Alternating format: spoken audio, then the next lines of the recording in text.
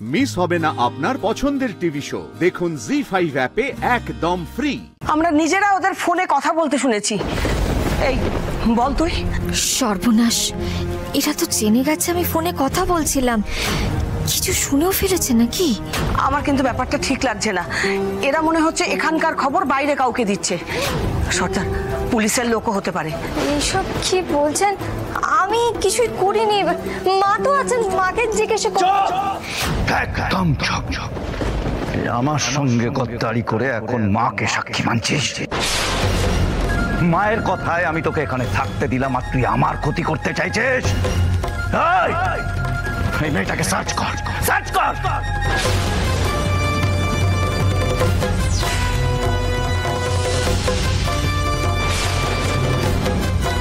চকু দাদা, রক্ষা করো আমাকে, রক্ষা করো। আমার দাসীকে অবিশ্বাস করছিস তুই? না না মা, আমি অপারগ মা, আমাকে ক্ষমা করো। ও পুলিশের লোক হতে পারে মা, তোমাকে আমার থেকে দূরে নিয়ে চলে যেতে পারে। আমি অপারগ, আমাকে এই কাজ করতে হবে, আমাকে ক্ষমা করো মা, ক্ষমা করো।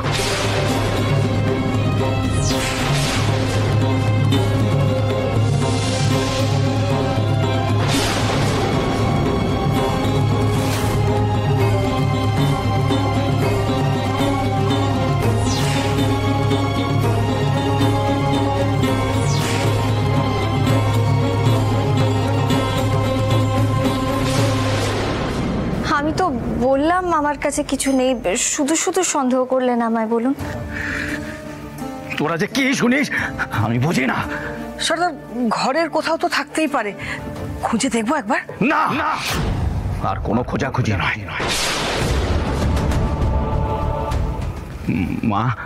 মা তুমি ওদের ক্ষমা করো মা। মা, আমি আজকে আরেকটা খুব ভালো খবর নিয়ে এসেছি মা। গতকাল রাত্রে আমরা আরো বড় ডাকাতি করতে পেরেছি মা, সব তোমার দয়ায়। তাই মা, আজকে আমি তোমার খুব বড় করে পুজো দিতে চাই। তুই আমার সঙ্গে মন্দিরে চলো মা। এই তুমি মাকে তৈরি করে মন্দিরে নিয়ে চলে এসো। হ্যাঁ, আমি আসি মা, তুমি এসো তাহলে। দাঁড়া, পুটি আসল কাজটা করতে পারবে তো? আমি আজ থেকে আর তোর হাতে পুজো নেব না।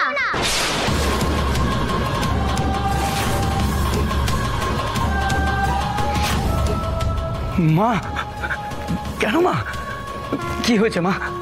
তুমি আসার পর থেকেই তো আমার সব লাভ হচ্ছে মা, আর আমি তো তোমার পুজোয় কোনো রকম ত্রুটি রাখিনি, তবে কেন তুমি আমার পুজো নেবে না বলছো মা? তুই আমার উপর সন্দেহ করেছিস।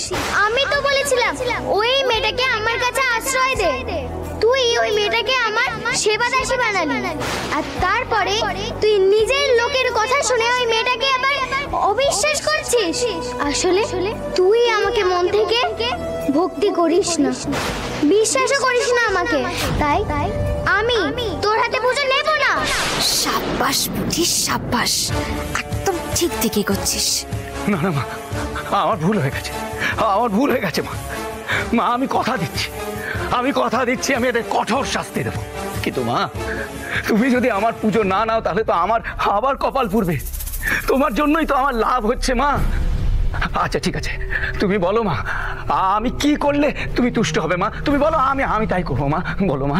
এক মহান সাধক আছে, আমার উপাসক। সে আমার জন্য নিজের জীবন অর্পণ করে দিয়েছে। তুই তাকে খুঁজে নিয়ে আয়। কিন্তু সে কোথায় থাকে আমাকে বলো মা। ঈশান কোণ বরাবর সোজা চলে গিয়ে দেখবি এক বলিষ্ঠ সুঠাম চেহারার পুরুষ আমার গান গেয়ে বেড়াচ্ছে। তাকে নিয়ে আয়, তার হাতেই পুজো নেব আমি। ঈশান কোণে? ঠিক আছে মা, আমি এখনই লোক পাঠাচ্ছি মা, এখনই। হ্যাঁ, তোরা এখনই ওই লোকটাকে খুঁজে নিয়ে আয়। আমি ততক্ষণ মাকে সাজিয়ে মন্দিরে নিয়ে যাচ্ছি। হ্যাঁ, তোরা যা।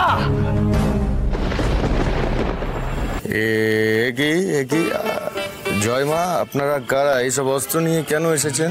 চুপ, আর একটা কথাও বলবি না। আর কথা না বাড়িয়ে আমাদের সঙ্গে চল। জয় মা, কোথায় যাব, কেন যাব? আপনাদের তো চিনি না আমরা। আমাদের ছেড়ে দিন, আমাদের কেন ধরেছেন আপনারা? জয় মা। ধর না বাবা, তাড়াতাড়ি ধর না। জয় মা আরো পালা। তুই পালাচ্ছিস কোথায়?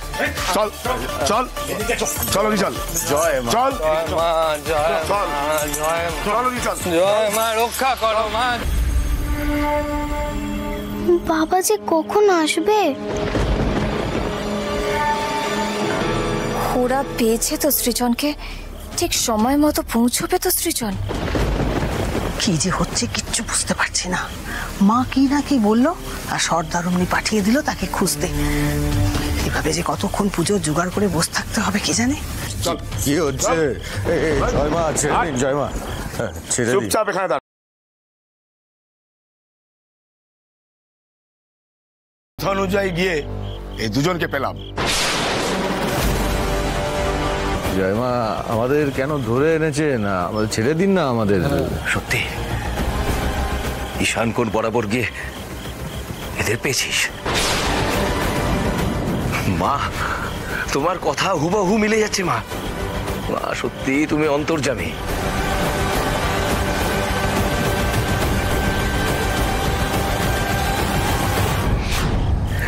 আজকে থেকে তোমার ঠিক করাই উপাসকই তোমার পুজো করবে মা। তুমি আজকে থেকে মায়ের পুজো করবে। ইনি মা? হ্যাঁ, মা নিজে আমার কাছে এসেছেন এবং মা চান তুমি মায়ের পুজো করো। শোনো, এই সুযোগ কিন্তু সকলে পায় না, তাই তাই মা? তাই? জয় মা, জয় মা, জয় মা।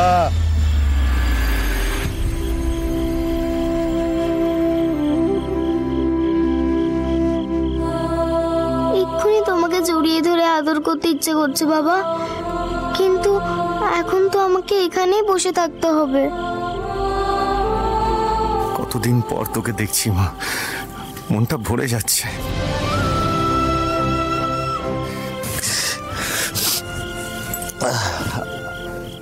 তাহলে পুজো শুরু করি জয় মা।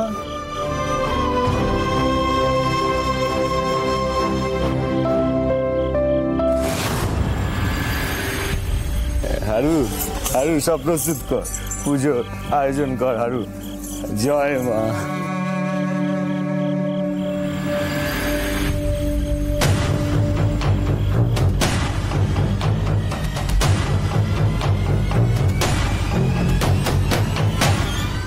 দাঁড়াও।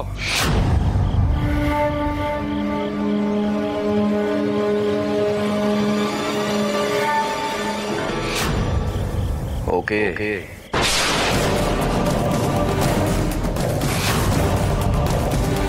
জি5 ডাউনলোড করুন আর সব এপিসোড দেখুন একদম ফ্রি।